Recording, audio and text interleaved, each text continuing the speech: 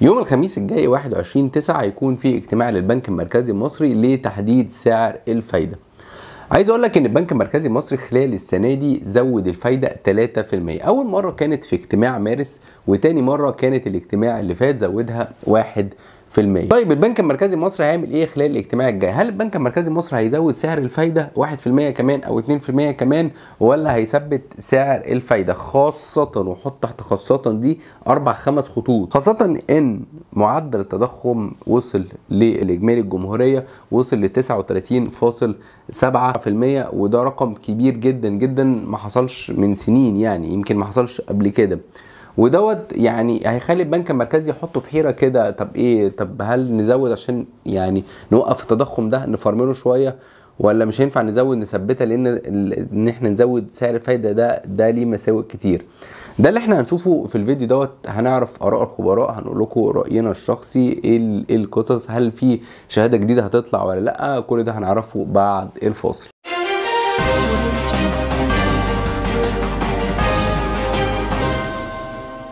ازيكم عاملين ايه؟ يا رب تكونوا بخير. انا معاكم محمد العسال في القناه اللي تخص البنوك. استاذنك تعمل اشتراك في القناه مع تفعيل خاصيه الجرس علشان يجيلك كل جديد، لان كل فيديو بنعمله مهم جدا جدا جدا. الاول خلينا نتكلم كده على معدلات التضخم. معدلات التضخم اللي هي بيبني عليها البنك المركزي اراءه بنسبه كبيره جدا جدا في اجتماعاته اللي بتحصل.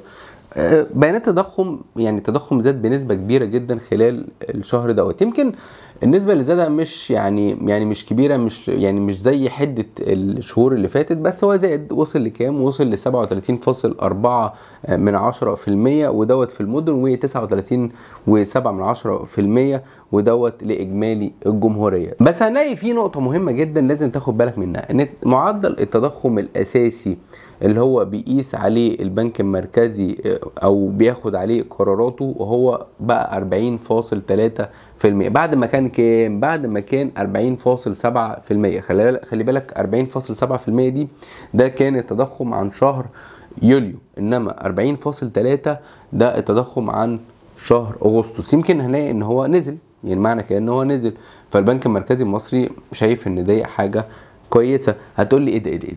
هو ايه الفرق بين الارقام اللي انت بتقولها دي، التضخم الاساسي والتضخم اللي هو اجمالي التضخم، او معدل التضخم اللي هو ايه للمدن، لاجمالي الجمهوريه وللمدن او الحضر والكلام ده؟ بص يا سيدي، التضخم الاساسي، وده يمكن البنوك المركزيه بتختاره او بتستخدمه ان هو بتاخد عليه قراراتها، ده بيتشال منه السلع اللي هي الاكثر تذبذبا، او السلع اللي هي بتتغير كتير، زي الخضروات والفاكهه والسولر والكلام ده كله.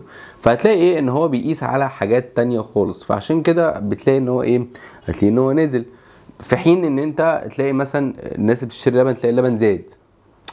تلاقي يعني انت النهارده في السوق كان دايما دكتور هاني جنينه دوت محلل اقتصادي كبير جدا، كان يقول لك والله التضخم ده الحاجه الرئيسيه اللي يعني محدش هيعرف يضحك عليك فيها. ليه؟ انت النهارده لو جيت قلت لي التضخم 10%، بس انت بتنزل بتلاقي طبق البيض زاد ب 100%. طب انت مش هتصدق البيانات دي خالص.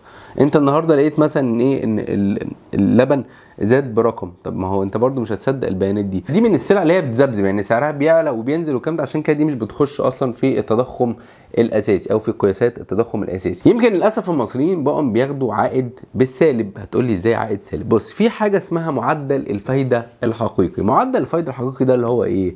اللي هو بتشوف معدل اللي هو الايداع اللي بيبقى موجود من البنك المركزي، وبتخصم منه ايه؟ بتخصم منه معدل التضخم المعلن. طيب هنلاقي معدل الفايده او سعر الفايده الحقيقي كام؟ هنلاقي ان هو يعني سعر الايداع 19.4%، ده اللي هو سعر البنك المركزي المصري. طب معدل التضخم كام؟ معدل التضخم 37.4%. لما تقسم 19.4 ناقص 37.4 هتلاقي طلع لك ان انت بتخسر في السنه 18.15%.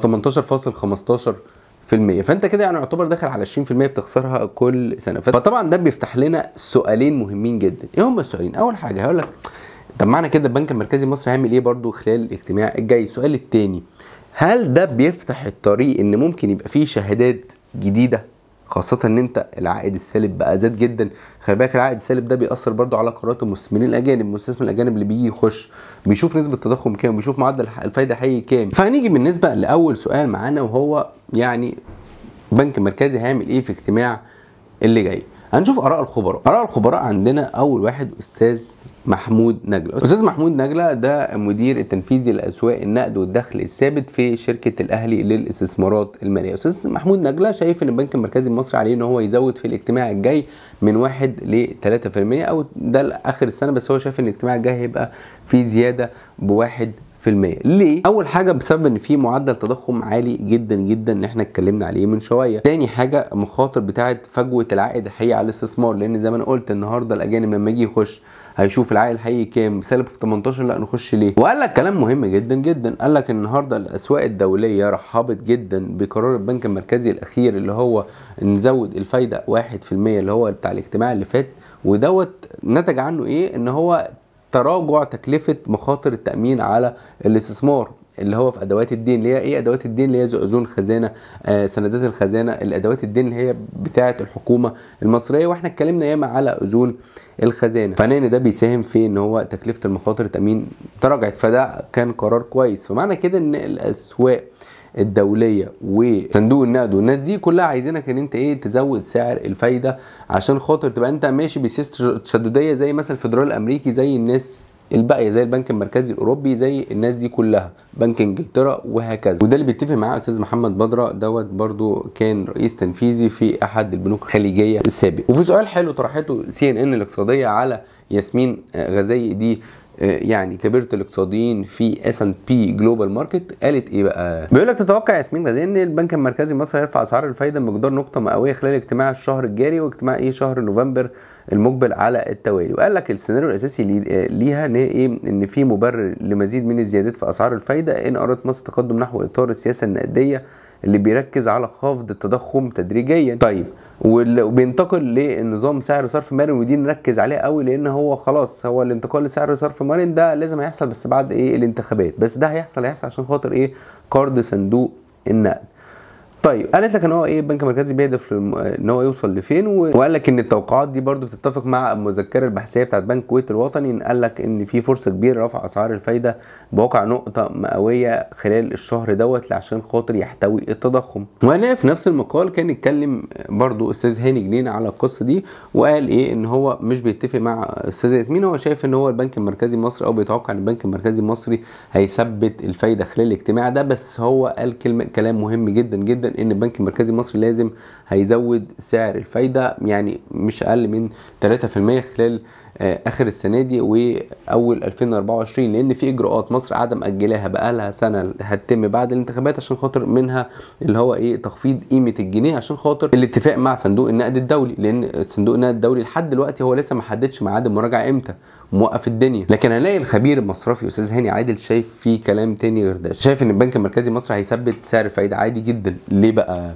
قال لك بصيش دي يا عم، انا شايف النهارده نسبه التضخم زادت بس ما زادتش بالنسب الكبيره، بالعكس ان حده زياده النسبه قل. بمعنى عندك اول حاجه انت التضخم الاساسي كان 40.7 بقى 40.3. الحاجه الثانيه انت عندك تضخم زاد ب 1.6% على اساس شهري بعد ما كان زاد الشهر اللي قبليه 2.7، فمعدل الزياده قل تقريبا حوالي 1%. وقال لك ده مؤشر ان هو ايه موجه التضخميه ابتدت ايه تتكسر شويه في مصر، خاصة ان هو بقى فيه كلام كتير ان هو ايه خلاص تأجيل موضوع السولار اللي هو مش هيزيد خلال السنة دي، وموضوع برضو الكهرباء ان هي خلاص كده مش هتزيد الا السنة الجاية. علشان كده هو يعني بيتوقع ان البنك المركزي هيثبت سعر الفايدة. واللي انضم لهم في الكلام دوت استاذة سهر الضماطي واستاذة رانيا يعقوب، واللي شافوا ان هم مش هيزيد سعر الفايدة خلال الاجتماع ده. بس في لقطة، الفدرالي الامريكي عندك هيعمل اجتماع يوم الاربعاء اللي جاي ويحدد فيه سعر الفايده، وفي كلام كتير جدا ان هو هيزود سعر الفايده لان هو لسه ما وصلش للمستهدف بتاعه 2%